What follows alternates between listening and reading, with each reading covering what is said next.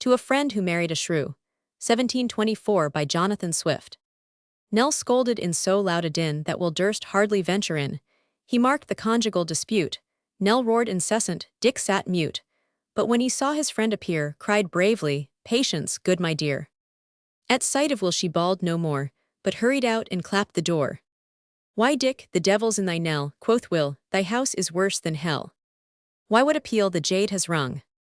D.N. her, why don't you slit her tongue? For nothing else will make it cease. Dear Will, I suffer this for peace. I never quarrel with my wife, I bear it for a quiet life. Scripture, you know, exhorts us to it, bids us to seek peace and ensue it. Will went again to visit Dick, and entering in the very nick, he saw virago Nell belabor, with Dick's own staff, his peaceful neighbor.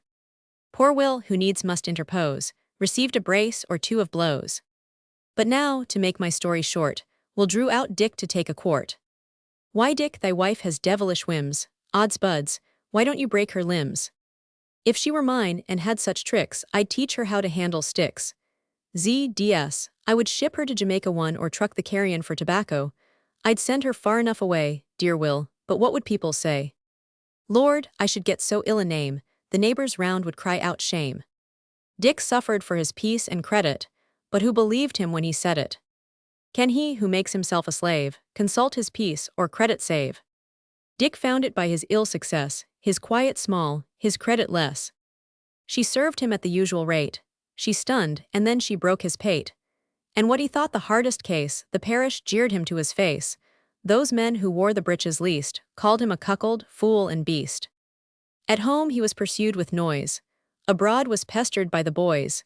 Within, his wife would break his bones. Without, they pelted him with stones.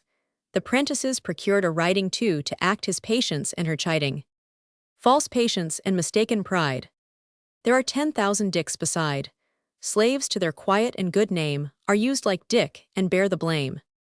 Advice to the Grub Street verse writers, 1726. Ye poets ragged and forlorn, down from your garrets haste. Ye rhymers, dead as soon as born, not yet consigned to paste. I know a trick to make you thrive. Oh, 'tis a quaint device. Your stillborn poems shall revive and scorn to wrap up spice. Get all your verses printed fair, then let them well be dried, and curl one must have a special care to leave the margin wide. Lend these to paper sparing to Pope, and when he sets to write, no letter with an envelope could give him more delight. When Pope has filled the margins round, why then recall your loan, sell them to Curl for £50, and swear they are your own.